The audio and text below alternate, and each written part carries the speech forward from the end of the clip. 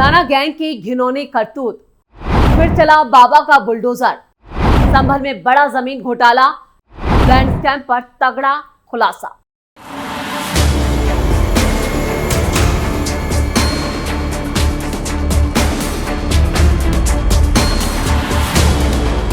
नमस्कार, आप सभी का बहुत बहुत स्वागत है। आप देख रहे हैं स्पेशल स्टोरी। मैं हूं परवीन शेख। संभल के चंदोसी में 150 साल पुरानी रानी सुरेंद्र बाला की ऐतिहासिक बावली पर अवैध निर्माण के खिलाफ नगर पालिका परिषद ने कड़ी कार्रवाई की है। नगर पालिका ने मोहल्ला लक्ष्मणगंज की रहने वाली गुलनाज बी की पत्नी यूसुफ सैफी को नोटिस जारी कर 24 घंटे के भीतर अवैध निर्माण हटाने का आदेश दिया। नोटिस के बाद शख्स खुद मकान तोड़ने लगे। दरअसल उत्तर प्रदेश के संभल जिले में लैंड स्कैम का एक मामला भी सामने आया है। जिले के चंदोसी में मौजूद ऐतिहासिक बावली के पास करीब 114 प्लॉट की फर्जी बिक्री से जुड़े एक लैंड स्कैम का खुलासा हुआ है, जिसमें फर्जी वसीयत का इस्तेमाल कर प्लॉट का रजिस्ट्रेशन किया गया, जिसमें मुख्य तौर पर अल्पसंख्यक समुदाय के लोग शामिल हैं। यानी यहाँ पर एक बार फिर मुस्लिम लोग जो है, मुस्लिम समुदाय, वो इसमें शामिल बताए गए हैं। वरिष्ठ जिला अधिकारी ने पूरे मामले की जानकारी दी है। अब प्लॉट के मालिकाना हक को लेकर पुलिस और खुफिया एजेंसियों ने जांच शुरू कर दी है। उन्होंने कहा कि यह इलाका मूल रूप से लक्ष्मणगंज इलाके का हिस्सा था, लेकिन जैसे जैसे शहर विकसित हुआ, मुगलपुरा नाम की एक नई कॉलोनी तैयार हो गई। धोखाधड़ी और धमकी को लेकर एफआईआर दर्ज। टाइम्स ऑफ इंडिया की एक रिपोर्ट के मुताबिक मोहम्मद यूसुफ सैफी की 54 साल की विधवा गुलनाज बी, जिन्हें शुक्रवार को 1 घंटे के नोटिस पर बावली पर बने घर को खाली करने के लिए मजबूर किया गया था, उन्होंने आमना बेगम, उनके पति जहीरुद्दीन और दूसरे पर धोखाधड़ी और धमकी जारी करने का आरोप लगाते हुए शिकायत दर्ज कराई। चंदोसी पुलिस स्टेशन के इंस्पेक्टर रेणु सिंह ने भी इसकी पुष्टि की है और कहा है कि जांच चल रही है। शिकायत के मुताबिक गुलनाज ने साल 2016 में आमना बेगम से 103 वर्ग किलोमीटर का प्लॉट खरीदा था। उन्होंने निर्माण के लिए प्रशासनिक मंजूरी ले ली थी, लेकिन भारतीय पुरातत्व सर्वेक्षण यानी ASI की खुदाई के दौरान बावली निकलने के करीब 3 हफ्ते बाद शुक्रवार को उन्हें अपना घर छोड़ने के लिए मजबूर होना पड़ा। गुलनाज ने दावा किया कि जब उसने आमना और उसके पति से संपर्क किया तो उन्होंने उसके परिवार को धमकी दी। ये जो पूरा मामला सामने आया है गुलनाज बी को लेकर, जो मीडिया में काफी हाईलाइट्स किया जा रहा है, आपको बता दें कि ये पूरा जैसे ही यहाँ पर बुलडोजर आया उससे पहले ही यहाँ पर गुलनाज भी खुद ही, उनके घर के जो लोग थे वो अपना मकान तोड़ने लगे और देखते ही देखते इस मकान को जमींदोज कर दिया गया। मंदिर के पास पहले 80 बीघा, लेकिन अब 19 बीघा। अलग से संभल के डीएम राजेंद्र पेंसिया और एसपी कृष्ण कुमार बिश्नोई के नेतृत्व में एक सर्वे में ASI संरक्षित चंदेरेश्वर महादेव मंदिर की भूमि पर अतिक्रमण का भी पता चला। मंदिर के पास मूल रूप से 80 बीघा जमीन थी, लेकिन अब सिर्फ 19 बीघा ही उसको कंट्रोल यानी नियंत्रण में है। यहाँ पर चारागाह जमीन के रूप में भी वर्गीकृत 50 बीघे से ज्यादा जमीन को अनुचित तरीके से पट्टे पर दिया जाने का मामला भी सामने आया है। परिसर में लगा ASI का साइन बोर्ड भी क्षतिग्रस्त कर दिया गया। बिश्नोई ने TOI को बताया कि हमें गुलनाज की शिकायत मिली और एक राजपत्रित अधिकारी 3 दिनों के भीतर भूमि रिकॉर्ड का सत्यापन करेगा, जिसके बाद FIR पर विचार किया जाएगा। जमींदारी उन्मूलन के बाद 1952 के ऐतिहासिक रिकॉर्ड इन मामलों को सुलझाने के लिए मानक होंगे। पट्टे में चंदेश्वर महादेव मंदिर की करीब 50 बीघे जमीन का भी दाखिल खारिज किया जा रहा है और कई कार्रवाई चल रही है। चंदोसी की SDM निधि पटेल ने मामले को लेकर कहा, निष्पक्ष जांच सुनिश्चित करने के लिए भूमि रिकॉर्ड की जांच की जा रही है।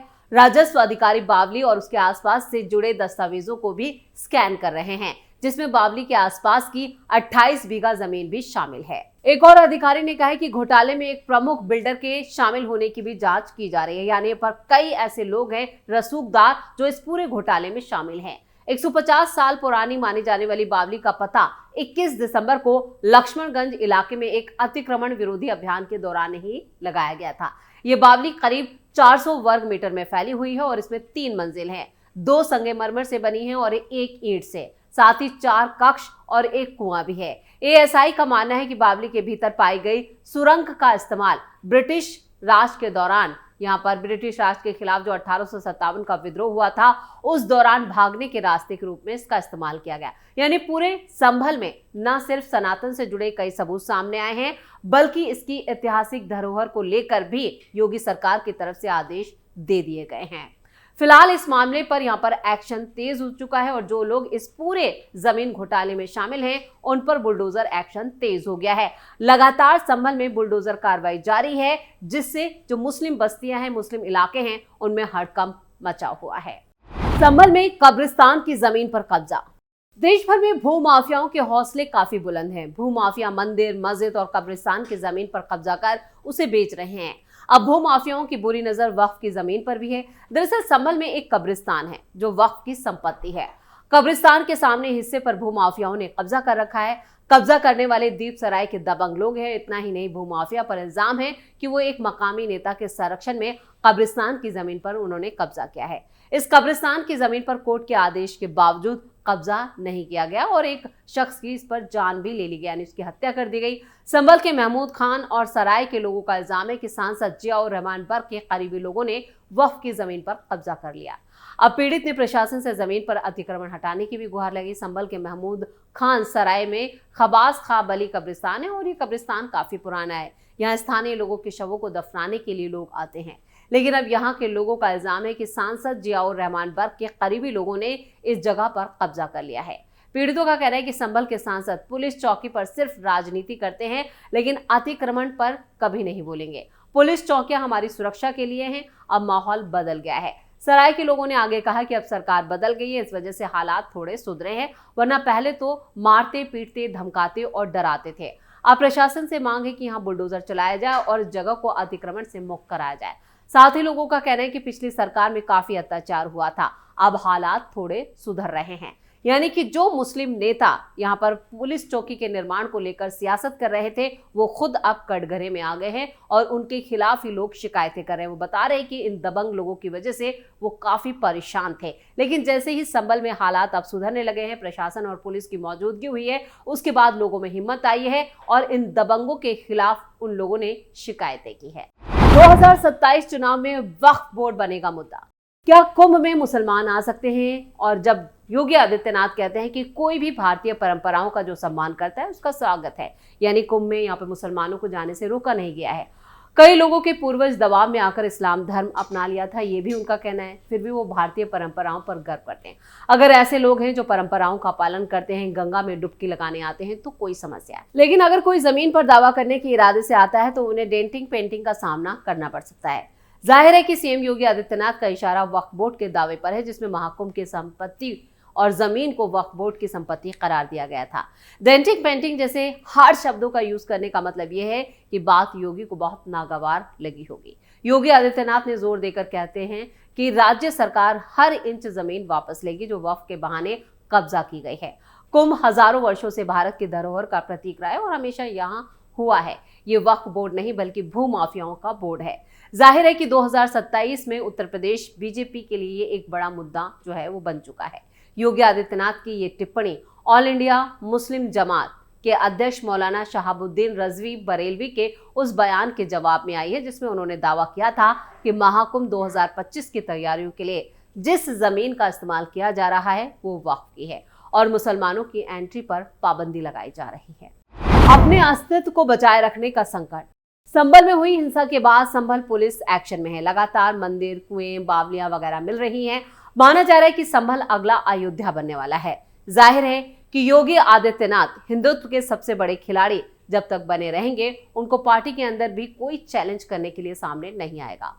योगी का ये दूसरा टर्म है और किसी भी पार्टी में किसी भी बड़े नेता को जितना बाहरी लोगों से टक्कर लेना पड़ता है, उससे ज्यादा उसे अपनी पार्टी के लोगों से खतरा होता है। योगी जानते हैं कि संभल के मुद्दे पर वो हिंदुत्व को आसानी से अपने पक्ष में खड़ा कर लेंगे और पार्टी के अंदर उनका वर्चस्व बना रहेगा। और धर्म संसद में जहां एक कार्यक्रम के दौरान वो आए थे तो उन्होंने कहा, आईने अकबरी का उदाहरण देते हुए कहते हैं कि 1526 में श्री हरि विष्णु मंदिर को तोड़कर ढांचा खड़ा किया गया।